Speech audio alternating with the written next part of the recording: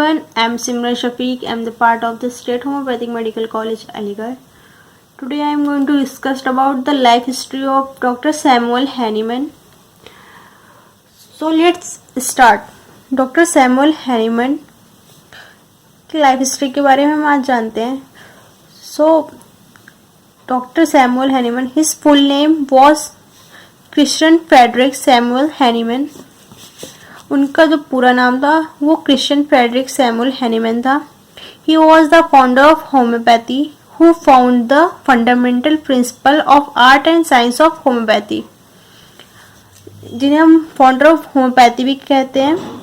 He was the first physician who prepared the medicines in specialised way and proved them on healthy human beings. वो पहले physician थे जो कि prepare किए थे मेडिसिन को जो स्पेशलाइज्ड फॉर्म में, दैट इज पोटेंटाइजेशन, एंड उन्होंने इसको प्रूव किया था हेल्दी ह्यूमन बीइंग्स पर. He is also called the father of homeopathy. Now birth of Hahnemann. Doctor Hahnemann was born in Messens, city of German, in 10th April 1755. This day is known as Red Letter Day in the field of homeopathy. Doctor Hahnemann sir का जन्म mission city of German में हुआ था 10 अप्रैल 1755 को. इस day को हम red letter day के नाम से भी जानते हैं in homeopathy. His father name was Christian Gottfried who was a porcelain painter. वो उनके पिताजी का नाम क्रिश्चियन गॉटफ्राइड था जो कि एक पोर्सिलिन पेंटर थे. His mother name was Johanna Christiana. Due to poor economical condition of his father, his schooling was started late. His parents taught him to read and write. Because poor economical condition के कारण इनकी schooling वो काफ़ी late हुई. इनके parents ही इन्हें पढ़ाते लिखाते थे. Now preliminary education. He started his school education at the age of 12. He was admitted to town school on 20th July 1767. On 2nd July 20th July 1767. At the age of 16, he was admitted to Prince German Grammar Schools of Messens, where his school master, Mr. Magister Muller, loved him as if he was his own child. Now, before leaving the Prince School, he had to submit a thesis. He wrote an essay, The Wonderful Structure of Human Hand, and left the school in 1775. उन्होंने Prince school छोड़ने से पहले उन्हें कुछ thesis लिखनी थी, तो उन्होंने एक ऐसे लिखा the wonderful structure of human hand, उस ऐसे का नाम था, and left the school in 1775. He was very brilliant student and had mastery over 10 languages. वो एक बहुत ही बुद्धिमान स्टूडेंट थे और उन्होंने 10 लैंग्वेजेस की मास्टरी भी हासिल की थी. Study of medicine. तो स्टडी ऑफ मेडिसिन में हमें पढ़ना है उनकी मेडिसिन की स्टडी उन्होंने कहाँ से की. तो in 1775 he went to Leipzig from Meissen to study medicine. There he earned his bread butter by teaching French and German and by translating books from other languages. From Leipzig, he went to Vienna, where the advantages of medical study were much greater, and learned the practice of medicine in the hospital. Brother of Mercy, he became the favorite pupil of Dr. von Queren. In Vienna, फिर वो Leipzig से Vienna गए और वहाँ उन्होंने अपनी medical study के लिए और हायर प्रैक्टिस के लिए उन्होंने ब्रदर ऑफ मर्सी हॉस्पिटल में काम किया और वो डॉक्टर वॉन कोरिन के फेवरेट बन गए थे। और उसके बाद in Vienna he work as family physician and librarian. Vienna में आने के बाद उनकी इकोनॉमिकल कंडीशन बहुत वीक हो गई थी, जिसके लिए उन्होंने फैमिली फिजिशियन एंड लाइब्रेरियन का वर्क भी किया। इन 1779 he went to Erlangen to complete his study in medicine and received his MD degree from Erlangen University.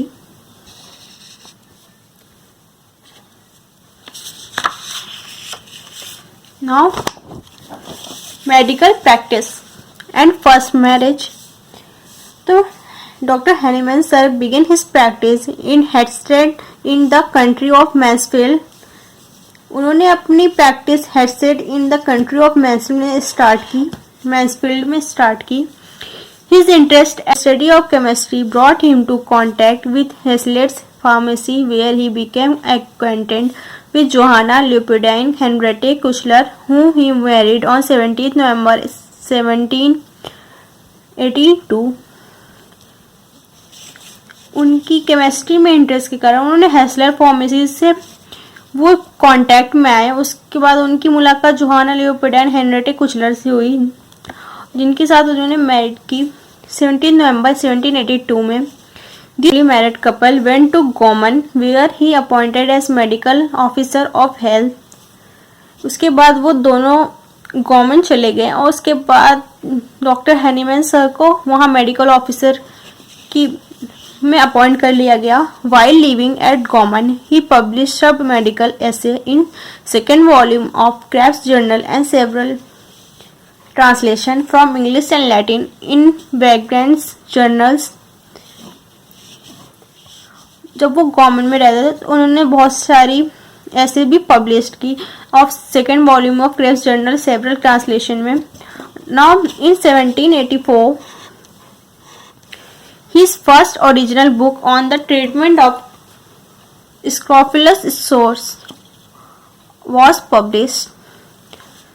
1784 में his first original book उनकी first original book on the treatment of Scrofulous sores was published।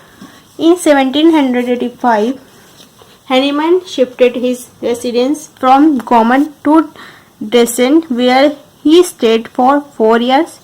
Here he wrote 2 medical books.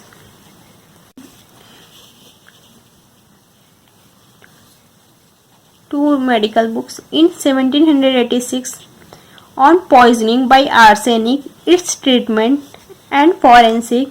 The second one is in 1789 on instruction for surgeon in venereal diseases. In 1789 he shifted Leipzig again। In 2 medical books को publish करने के बाद वो 1789 में shift हो गए लीप्जिग में again दोबारा से।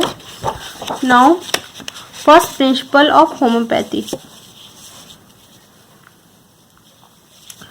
First principle of homeopathy in 1790 while translating the Cullen's Materia Medica he discovered the first principle of homeopathy।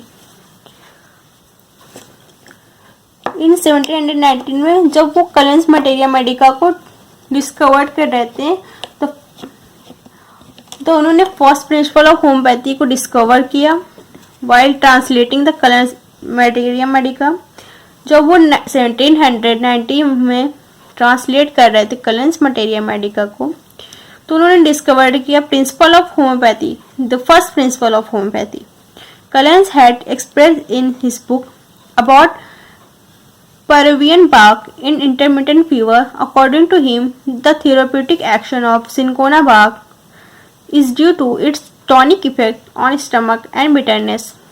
कलेंस ने उस बुक में लिखा था कि पेरुवियन बार्क इन इंटरमीडिएट फीवर में वो इंटरमीडिएट फीवर को क्योर करती है बिकॉज ऑफ इस tonicity and bitterness. But Hahnemann was dissatisfied with this explanation so much so he decided to take the medicine and do the experiment on himself. तो Hahnemann उनके इस explanation से dissatisfied थे, तो उन्होंने सोचा कि मैं अपने ऊपर ही एक्सपेरिमेंट करूँगा. तो उन्होंने एक्सपेरिमेंट स्टार्ट किया.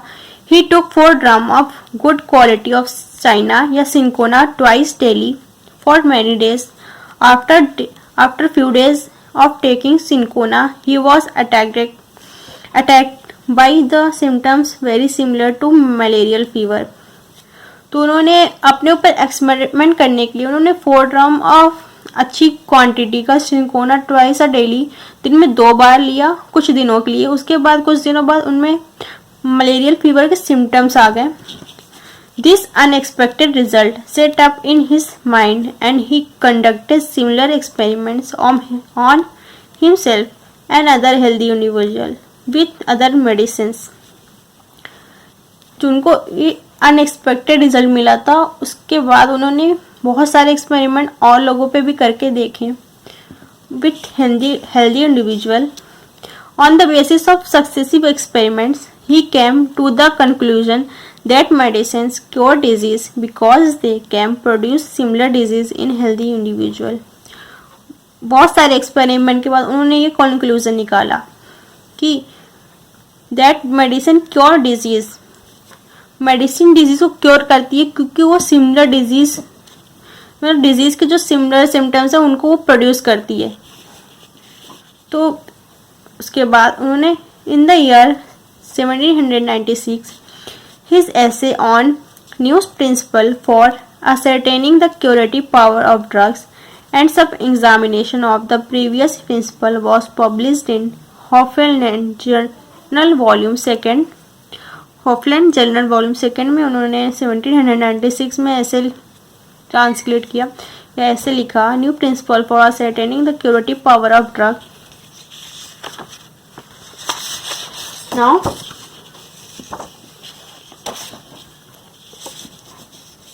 he put forward his new doctrine of similibus and curanter like cures like. उन्होंने उसके बाद ये डॉक्ट्राइन दिया सिमिला एंड सिमिलिमस एंड curanter like cures like. Richard Hoff says 1796 in the year of birth of homeopathy. Richard Hoff ने कहा है कि 1796 में होम्योपैथी का जन्म हुआ. मूव टू क्वाइथन, उसके बाद वो क्वाइथन चले गए. In June 1821, the Duke of Coethon, Fredlin, and gave permission to Hahnemann and allowed him to practice medicine. जून 1821 में क्वाइथन के जो डूक थे उन्होंने उन्हें हैनीमैन सर को परमिशन दे दी थी मेडिसिन की प्रैक्टिस करने की. Here he published 3rd edition of Organon of Medicine in 1824. 4th edition in 1829 and 5th edition in 1833. Along with these, 2nd and 3rd edition of Materia Medica Pura was also published. जहाँ पर उन्होंने publish की 3rd edition of Organon of Medicine को 4th and 5th, जबकि उन्होंने 1st और 2nd लिपजिक में ही publish करी थी. और उसके बाद 2nd and 3rd edition of Materia Medica Pura was also published. Materia Medica pura भी उन्होंने पब्लिश की. उसके बाद इन 1828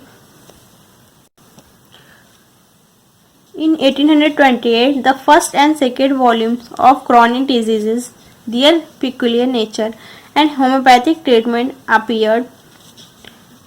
In 1829 and 1830 the 3rd, 4th and 5th volumes of chronic disease successfully appeared.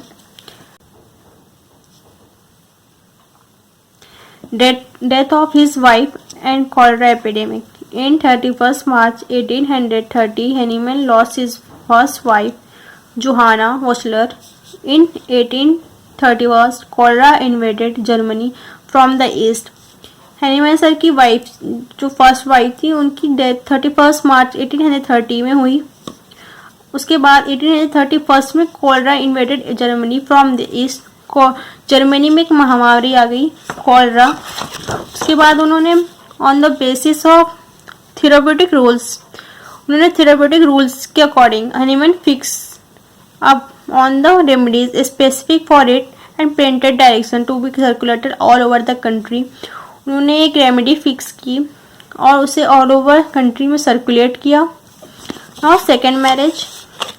In 1834 a very charming French lady, Mary Melanie de Hervely, came to Coithin to consult him for skin ailments. Hahnemann was attracted by her beauty. He married for the second time on the New Year Day in 1835. In 1834 एक charming lady, French lady जो की थी वो Mary Melania D हेरवेली, वो Hahnemann sir के पास आई थी अपने skin elements को ट्रीट करवाने के लिए। हनीमैन सर उनकी ब्यूटी से अट्रैक्टेड हुए और उन दोनों ने सेकेंड टाइम मैरिज की इन 1835 में। Mary Melanie brought Hahnemann to Paris in June 1835 के बाद वो पेरिस में शिफ्ट हो गए। Hahnemann lived in Paris for 8 years। Hahnemann sir Paris में 8 सालों तक थे and died there full of honor at the age of 89 on the 2nd of July 1843। तो हनीमैन सर 8 साल तक पेरिस में थे। उसके बाद उन्होंने हनीमैन सर 8 साल तक पेरिस में थे। उसके बाद 89 की एज में उनकी 2 जुलाई को 1843 को डेथ हो गई। तो ये थी हनीमैन सर की लाइफ हिस्ट्री के बारे में। आई होप कि आपको मेरी वीडियो पसंद आई होगी, तो प्लीज़ लाइक एंड सब्सक्राइब कर दीजिएगा ऐसी बहुत सारी वीडियो के लिए। Thank you so much for watching my video.